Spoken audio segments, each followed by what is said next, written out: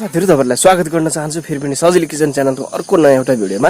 आज चाहिँ तपाईहरु बिचमा मैले रेसिपी लिएर आएको छैन, तर विशेष गरी नेपाली समाजमा थारू सम्प्रदायहरुले मनाउने जितिया पर्व नजिकै रहेको छ र त्यही सम्बन्धीमा हाम्रो घर नजिकै पनि अनि जितिया पर्व सँगसँगै उनीहरुले झाम्टा नाच गरेको थियो। झाम्टा नाच भनेको चाहिँ विशेष गरी चाहिँ थारू सम्प्रदायले जितिया पर्वको अवसरमा अनि नाच्ने एउटा कला हो र जहाँ उनीहरु धेरै रमाइलोसँग नाच्ने अनि केही गीतहरु गाउने गर्छ र यहाँनिर गाइएको गीत चाहिँ विशेष गरी चाहिँ मैले सोधेको थिएँ उहाँहरुले भने अनुसार चाहिँ अनि यो राम लक्ष्मण वनवास जाँदाको कुराहरु अनि ती कुराहरु त्यसमा समावेश गरेको अनि त्यसपछि त्यहाँ कथा सुनाइएको हुन्छ अरे। अनि तर ठाउँ अनुसार यसको झाम्टा नाच र यसको गीतको फरकपना रहिरहेको हुन्छ भनेर मैले सुनेको थिएँ र त्यही अवसरमा अलिकति मैले भिडियो तपाईहरुको बीचमा शेयर गरौँ जस्तो मलाई लाग्यो।